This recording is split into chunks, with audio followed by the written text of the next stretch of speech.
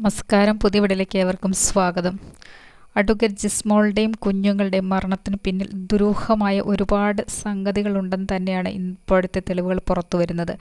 അതുകൊണ്ട് തന്നെ അഡ്വക്കേറ്റ് ജിസ്മോളും കുഞ്ഞുങ്ങളും പുഴയിൽ ചാടി ആത്മഹത്യ ചെയ്തതല്ല എന്നതിലുപരി വീട്ടിൽ മരണം നടന്നിരുന്നു, ആരൊക്കെയോ കൊണ്ടുപോയി പുഴയിൽ തള്ളിയതാണെന്ന് തന്നെ സംശയിക്കേണ്ടിയിരിക്കുന്നു.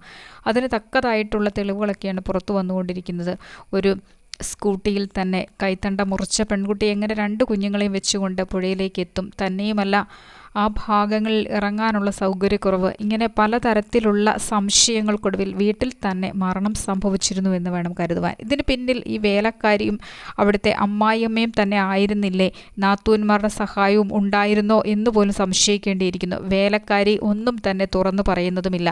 അതുകൊണ്ട് തന്നെ തക്കതായിട്ടുള്ള കാരണങ്ങൾ ഇതിനുണ്ട്. വീട്ടിൽ തന്നെ കൊലപാതകം നടന്നിരുന്നു. ഹാർപ്പിക്ക് പോലുള്ള ദ്രാവകങ്ങൾ ഒഴിച്ചുകൊണ്ട് കുഞ്ഞുങ്ങളെ കൊലപ്പെടുത്തുകയും അതിനുശേഷം ഷൈനിയെയും കൊലപ്പെടുത്തുകയും ചെയ്തു എന്ന് വേണം കരുതുവാൻ. അതിനുശേഷം പുഴയിലേക്ക് ആരോ കൊണ്ടുപോയി ഉപേക്ഷിച്ചതാകാനാണ് സാധ്യത. ഇത്തരത്തിലുള്ള നിഗമനങ്ങൾ തന്നെയാണ് ഇപ്പോൾ പുറത്തു വരുന്നത്. ഇത് ഉറപ്പിക്കത്തക്കതായിരിക്കാനും സാധ്യതയുണ്ട്. പക്ഷേ ഈ കേസുകളൊക്കെ നിലനിൽക്കെ തന്നെ ആരൊക്കെയോ ഇത് മുൻപോട്ട് പോകരുതെന്നുള്ള ഉദ്ദേശത്തോടു കൂടി ഇതിന് പിന്നിൽ കളിക്കുന്നുണ്ട്. അതുകൊണ്ട് തന്നെ ശക്തമായിട്ടുള്ള സംഘടനകൾ, ആവശ്യങ്ങൾ ഉണ്ടായിരുന്നിട്ടും അവരുടെ പ്രതിഷേധങ്ങൾ ഉണ്ടായിരുന്നിട്ട് പോലും കേസുകൾ തെളിയാത്ത രീതിയിലേക്കാണ് പോകുന്നത്. പുറം മുഴുവൻ പൊള്ളിയ പാടുകളും ദേഹത്ത് പാടുകളൊക്കെയുണ്ട്. ശക്തമായിട്ട് നെറ്റി തറയിലിടിപ്പിച്ച് അല്ലെ ഭിത്തിയിലൊക്കെ ഇടിപ്പിച്ച് വേദനിപ്പിച്ച പല അവസ്ഥകളും ഉണ്ടായിട്ടുണ്ട്. അതുകൊണ്ട് തന്നെയും ഷൈനിയും കുഞ്ഞുങ്ങളെയും കൊലപാതകം നടത്തിയെന്ന് വേണം കരുതുവാൻ. കുഞ്ഞുങ്ങളോട് പോലും യാതൊരു വിധത്തിലുള്ള സ്നേഹവും പ്രകടിപ്പിക്കാതിരുന്ന അഡ്വക്കേറ്റ് ജിസ്മോളുടെ ഭർത്താവിന് ആ മക്കളെ കൊലപ്പെടുത്താനും യാതൊരു മടിയും ഉണ്ടായിരുന്നിരിക്കില്ല.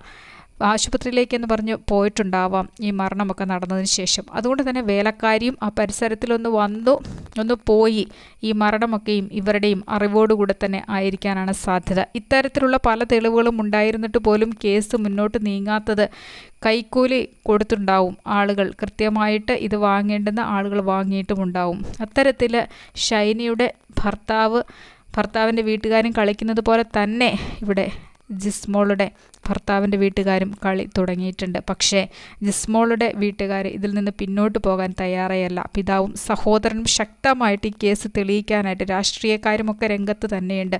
ഓരോ ദിവസവും പല ആളുകളിൽ നിന്ന് പുറത്തേക്ക് വരുന്ന വ്യക്തമായിട്ടുള്ള കാരണങ്ങൾ നോക്കിയാൽ ജിസ്മോളും കുഞ്ഞുങ്ങളും ഭവനത്തിൽ വെച്ച്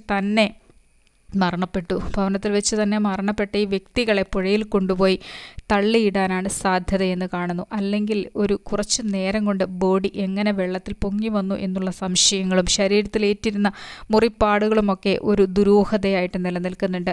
ഇത്രയധികം ആളുകൾ അന്വേഷിക്കണമെന്ന് ആവശ്യപ്പെട്ടിട്ടും ഈ കേസും ഒന്നും ഇല്ലാതെ രീതിയിലാകരുതെന്നാണ് ആഗ്രഹിക്കുന്നത്. കാരണം ഓരോ മരണത്തിന് പിന്നിലും പ്രവർത്തിച്ചിട്ടുള്ള ആളുകളെ പുറത്തേക്ക് കൊണ്ടുവരാനായിട്ട് അവർക്ക് മരിച്ചുപോയ ആളുകൾക്ക് നീതി നേടിക്കൊടുക്കുവാനും ഇതിൽ ഏർപ്പെട്ടിരുന്ന കൊലയാളികൾക്ക് എന്തു തന്നെയായാലും ശിക്ഷ വാങ്ങിച്ചു കൊടുക്കാനും തയ്യാറാവേണ്ടതാണ്. അതുകൊണ്ട് തന്നെ ഷൈനിക്കും കുഞ്ഞുങ്ങൾക്കും നേരിട്ടതുപോലെയുള്ള അനീതി ഇവിടെ ഉണ്ടാവരുത്. അഡ്വക്കേറ്റ് ജിസ്മോളുടെയും കുഞ്ഞുങ്ങളുടെയും മരണത്തിൽ പങ്കാളികളായിട്ടുള്ള പിതാവും ഭർത്താവും അവരുടെ മാതാവുമൊക്കെയും നാത്തൂന്മാർ ഉൾപ്പെടെ എല്ലാവരെയും ശക്തമായിട്ട് ചോദ്യം ചെയ്യലിലൂടെ കാരണങ്ങൾ പുറത്തേക്ക് കൊണ്ടുവരണം. ഇതിലൊക്കെ ഏറ്റവും കൂടുതൽ ഒളിഞ്ഞിരുന്നു കൊണ്ട് പ്രവൃത്തികളിൽ ഏർപ്പെട്ടിരുന്നത് വേലക്കാർ തന്നെയാണ്. ആ വീട്ടിൽ ഒരു കാര്യങ്ങളും അറിയത്തില്ല. അവിടെ നടന്നിരുന്നത് ഇത്രയും നാളും സ്നേഹത്തോടു കൂടിയുള്ള ഒരു ജീവിതമായിരുന്നു എന്ന് പുറത്തേക്ക് പറയുമ്പോൾ തന്നെ ആളുകൾക്ക് അതിൽ കള്ളമുണ്ടെന്ന് വ്യക്തമായിട്ട് മനസ്സിലായി കഴിഞ്ഞിരുന്നു. ആ വേലക്കാരിയുടെ ചില സംശയപരമായിട്ടുള്ള നീക്കങ്ങളിലൂടെ അത് നമുക്ക് ഉറപ്പിക്കാനും സാധിക്കുന്നു. ഒന്നും തുറന്ന് പറയുന്ന പ്രകൃതക്കാരിയല്ല, എല്ലാം മനസ്സിൽ ഒളിപ്പിച്ചു വെച്ചുകൊണ്ട് സംസാരിക്കുന്ന ആ വേലക്കാരിൽ നിന്ന് തന്നെ ആ ഭവനത്തിൽ ഇതിനു മുൻപും ക്രൂരമായിട്ടുള്ള പീഡനങ്ങൾ, ശാരീരികവും മാനസികവുമായിട്ടുള്ള പീഡനങ്ങൾ ജിസ്മോൾ ഏറ്റിരുന്നു എന്നുള്ളതിന് വളരെ വ്യക്തമായ തെളിവാണ്.